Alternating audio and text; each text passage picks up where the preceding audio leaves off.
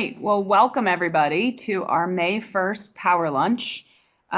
Excited to be here with an unusual topic. We're going to be talking about communications, and I say unusual because it's something that I particularly don't usually do presentations on. But over the past couple of months, with some of our clients implementing some new and different programs and putting value-based plan designs in place, communication has become a bigger part of our planning session and our strategy.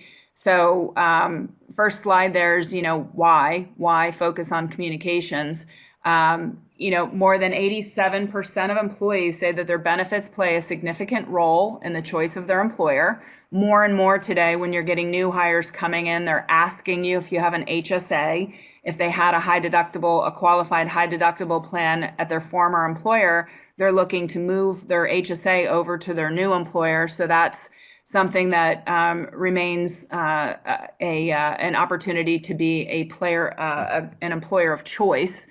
And then 86% say that it plays a significant role in their decision to stay with an employer, whether their benefits are robust and good. And I would even add, the single biggest reason that employers offer benefits, healthcare benefits, are to retain their good employees that run their businesses and be able to attract new talent to their businesses.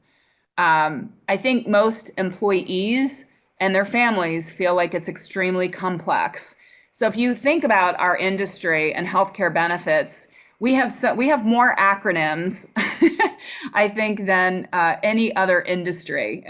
HSA, CDHP, FSA, and it's difficult for us as employers and HR folks to kind of.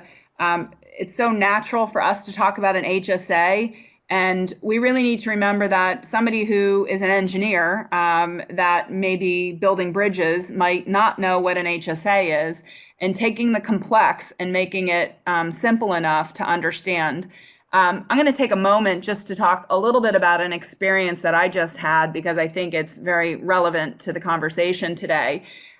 We met with one of our clients that we've had for many years. And as usual, at the beginning of the year, the end of the first quarter, we looked at calendar year end utilization data, which is pretty much the first thing you do at the beginning of the year. And try to figure out in 2017 what was driving our costs, right? So at the beginning of the year, you're looking at what are your top utilized drugs for the year, how many people were on specialty drugs, looking at the catastrophic or high claimant bucket, and to see whether those claims are once and done or ongoing, whether we need to put that into the budget. And then, of course, the biggest thing that we do is look at the chronic illnesses category to see what in our population is ongoing that's going to keep driving our cost. So we developed a strategy, and then early, second quarter, we went to the C-suite with our, here's what's driving our trend. Here are the levers that we can pull to control that trend. And here's our strategy that we're looking at for the next 2 to 3 years. And the CEO ripped out the financial page, handed me back my 20-page binder, and said, I am not able to give any increases this year to the employees because our business has not been as robust as in years past. So I can't pass on a general standard increase in the employee wages, so I can't change the benefits. I'm not changing anything on the benefits plan. So this binder is great, but you can take it and go back to the drawing board because I need you to mitigate trend without making any plan design changes to the employees. So I'm telling that story because I think it was, I look at it as an opportunity to communicate better in the future and kind of the planning and the discussions, because I think you need to get buy-in from the C-suite on what the business element is in the equation, and make sure that you're building the strategy based on a general business philosophy and one that makes sense with the current conditions of the business. So in this presentation that I've put together today, it is text laden. I apologize for that, but I wanted this to almost be a cheat sheet that you could take away and go back and look at, as you're developing your strategy, kind of as a cheat sheet, did we meet all of these objectives? And this is actually from a white paper that our communications department did a year ago. And so she created, Jill Murray, the head of our communications practice, created kind of a roadmap for employers to use when you're developing a communication strategy. And she put them into 6 steps. So listen to your employees, map out your approach, target your message, use your leadership, your CEO, your presidents in your process, measure and refine, making sure that people understand the communications and there's not a lot of confusion, and then communicate year-round, because it is a year-round effort to get people, your employees, engaged in their benefits progress, in their process. So tackling step number 1, how do you create methodologies for employees to engage and distribute the information effectively? And really the first step is really listening to your employees, right? So you probably need to understand your population, your demographics. For the first time, we have 5 generations of employees working in the workplace. They all access information and want information a different way. So our challenge is to listen to them, listen to their needs and wants, listen to the way that they want to get communications. Focus groups are being used by a lot of my groups right now on what are important to you about benefits. Do you know these certain things that we offer? How up to date are you on the investment programs, on the 401k? Did you know that your HSA has investment opportunities? Things like that, so that you can actually communicate with your employees in an effective way. And then, of course, interviewing the executives and really understanding first the philosophy on benefits and what it means to the company, so that when you develop your strategy on communications, you can use your corporate philosophy in that communication.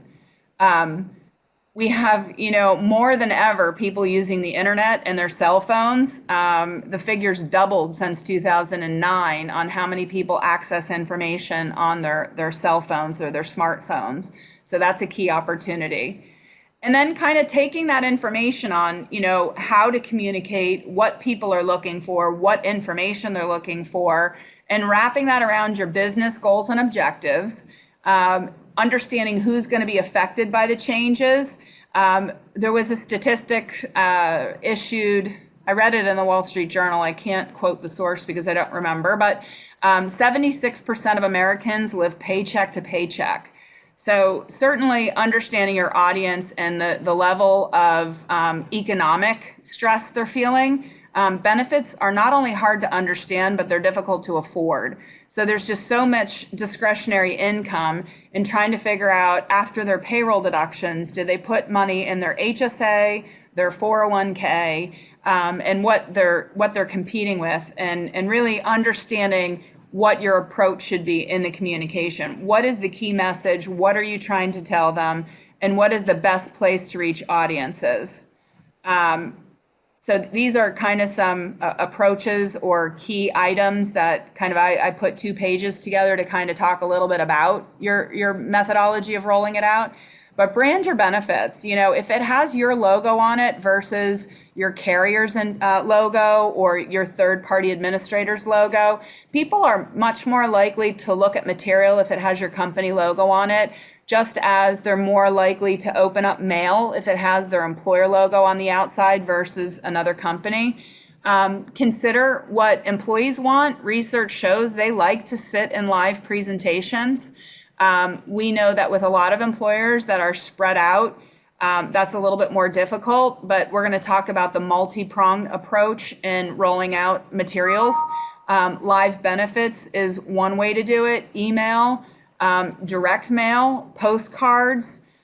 We've gotten really creative. One of the clients that we just rolled out a big wellness initiative for is Wawa.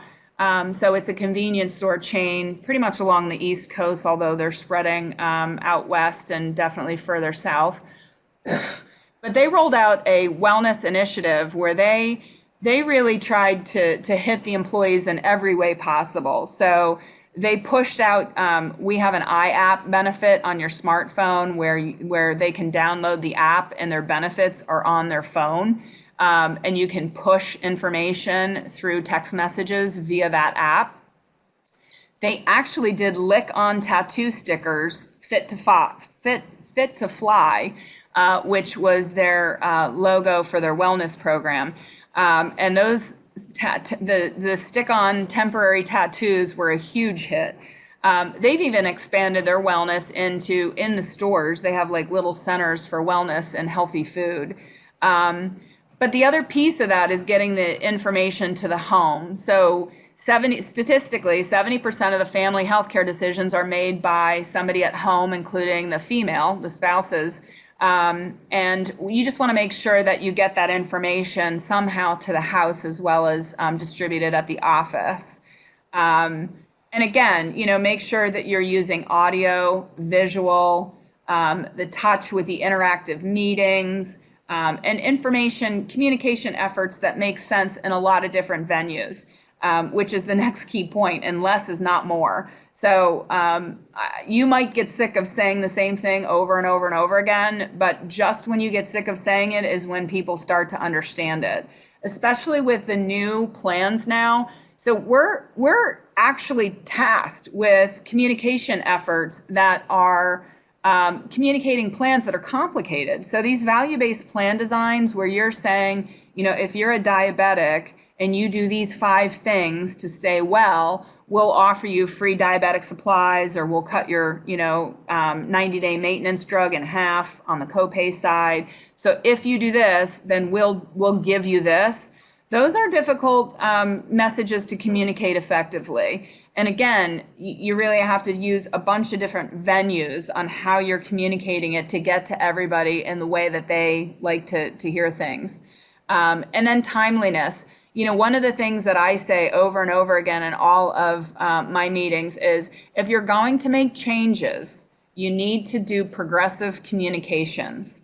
So one of the things that we always do is at the beginning of the year, when you set your strategy up and you get buy-in from the C-suite or your CFO, CEO, whoever is signing off on the strategy changes, we always start off changes with a letter from the president. So that's how we get senior leadership involved. So we have sample letters that we've drafted for companies that say, here at XYZ company, we spend $13 million a year on healthcare benefits, and that is second to payroll as a business expense. Benefits are important to us. You're important to us. We want to make sure that our employees and their families are well, they stay healthy, and they have access to top-notch medical care when they need it. And that kind of rolls out of, then you can go into your message of what it is that you're changing or changes that are coming down the pike for the next open enrollment. Those letters really need to go out in May and June for January 1st. So introducing the concept of here's what's coming, here's why from the top leadership, and then progressive communication for the rest of the time period between that letter and when you roll out your open enrollment materials makes that open enrollment material communication much more meaningful and less surprising. I've added this slide just because I think I want you to see the spectrum of opportunities that you have with technology. We have an app where we, for our clients, download their benefits onto either a smartphone or a wearable iWatch device where they can access it on the computer. We do a lot of Brain Shark videos, which I like because 6 months after open enrollment, I can go into the Brain Shark video, click on the table of contents and click on dental, and then watch a 1.5 to 2 minute segment on my dental benefits, who they're with, and what the copays are. So those are valuable opportunities to leverage some technology. Narrated videos are big. Infographics and posters, home postcards are great if you can make them eye-catching. You can turn some of these into games with the reward branding and the wellness initiatives. And And then landing pages on your home page where you can have, your intranet have information on your benefits and what's coming. And then, of course, customized tools where, you might, the thing that pops into my mind when I think about tools, we have a call center at Trion. So we offer our clients a call center where we have benefits specialists answering employee questions on their benefits, either during open enrollment or throughout the year. You can buy it either way. But we actually send reports back to the employer that categorizes the calls.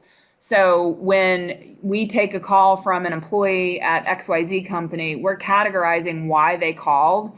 And it is interesting because when you roll out a new plan, just by the questions that people are asking, you can see where the communication opportunity lies, what they understand, what they don't understand, and what they have more questions on. So if you communicate far enough in advance and people are using those tools to give you feedback, or again, you can do employee feedback opportunities, polls, focus groups, and executive interviews to kind of move that process a little forward to show you what people are concerned about. And then I put this cartoon in, but you just want to make sure that your messaging your messaging and strategy is correct. So of course, if you're having a wellness campaign, you don't want to have donuts and soda at the meeting, at the face-to-face meeting. It was meant to be a joke, but you would be surprised at what I've seen. So step 3, really just, target your message. You want to make sure that you understand by role how you're communicating. Your leaders want to know how your employees feel about the changes. Employees want to know how it affects them. Managers are usually the first place employees go for information. Age and demographics, like I said, the workplace now spans 5 generations and they all want communication materials in a different fashion. Learning style, if you're manufacturing versus office workers, the style of communication might be a little bit different. Locations, if you have a location in Manhattan, New York, you maybe want something short and to the point and concise, and maybe other parts of the country where it's a little bit less fast paced, maybe more thorough or longer communication materials, and of course by participation, what the change is that you're trying to communicate. I love this because it really is what's in it for me. You really do have to have that mindset when you're drafting your communication. You're trying to send a message to an employee about a change, and the first thing they want to know is what's in it for me. So, in your message, these are obviously for some people, these are very obvious, and for some, when you read the material, it's good to have a second set of eyes, because when you're drafting something, you're really far deep into the woods, and you want somebody to take a 50-foot view of what you're drafting. I always have all of my materials peer reviewed because sometimes I'm so far into the details that I kind of miss the obvious things. But you want to be simple, honest, and transparent. You want to use language without the acronyms that are heavily laden in our business. And don't ignore the rumor mill. That's the other thing. If there's rumors going around that, they're cutting our benefits, you want to pay close attention to that and nip that in the bud. Kind of showcasing your leaders. We talked a little bit about this, but business leaders are critical in helping you deploy a message. Good message, bad message, just any change at all can be problematic in the workplace. So you want to make sure that you're making sure, again, that you get out far enough in front of it, that you're communicating well in advance, and you're showing the employees that it's a never-ending communication effort that's requiring you to continually send the same message so that people eventually understand. When companies roll out a high deductible plan for the very first time, the reason that there's low enrollment the first year in those plans is because people don't understand them. So they want to stay with the plan that they're in today and that's safe and they understand, which is why people stay in the high expensive PPO plans and don't move into the high deductible plans until year 2 or 3 that it's offered. It really is all about communications. when you're looking at your plan and you're looking at your audience, you really want to make sure that you're dedicating enough planning time to make sure that what you're trying to communicate to the employee, you have enough shots at it almost. So if you take one big approach where you're doing one benefits booklet that's 20 pages long, sometimes that's not enough. So you have to set up an ongoing process to make these changes easier. And then communicate year round. When you're communicating too much at one time during open enrollment, sometimes it's just too much for people to digest.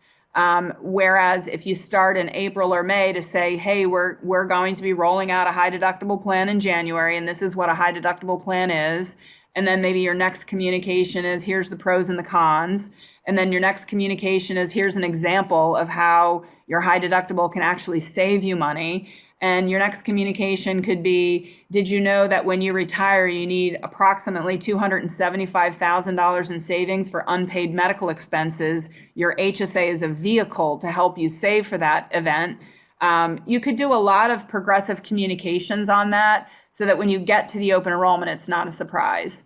So this is just kind of a wrap up of the 5 tips for success. Reach out as early as possible. Rely on your expertise on the plan and trying to make it simple, complicated matter simple, and then be the subject matter expert for people who need help.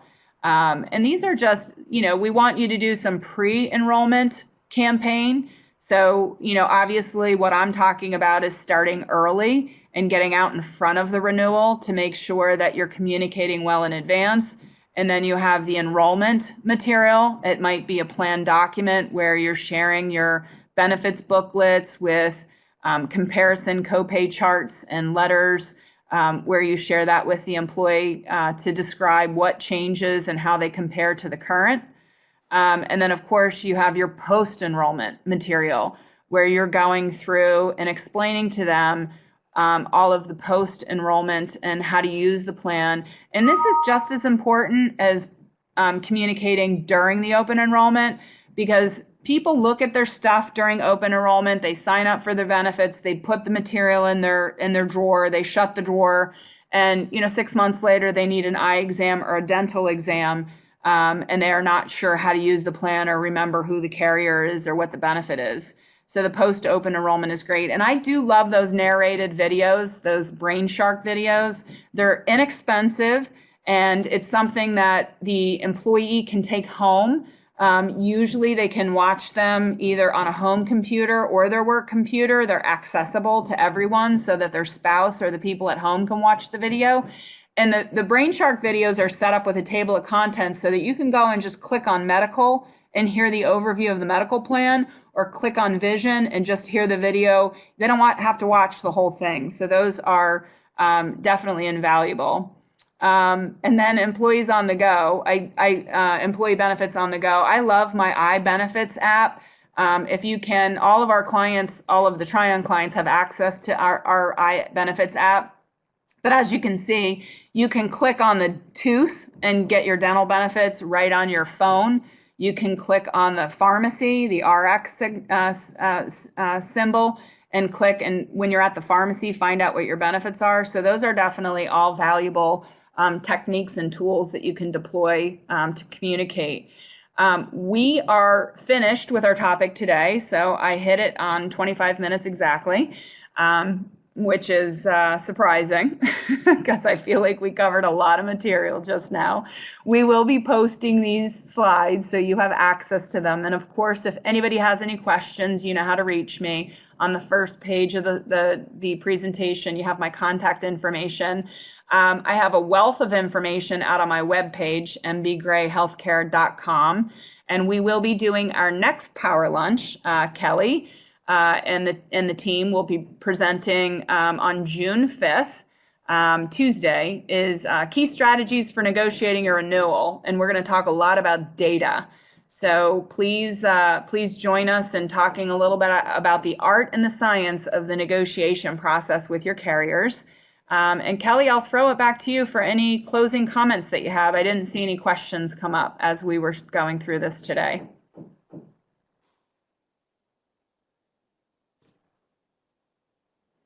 All right. Well, that's a wrap. And I hope everybody has a great rest of the afternoon. And again, if anybody has any questions, feel free to reach out and give me a call.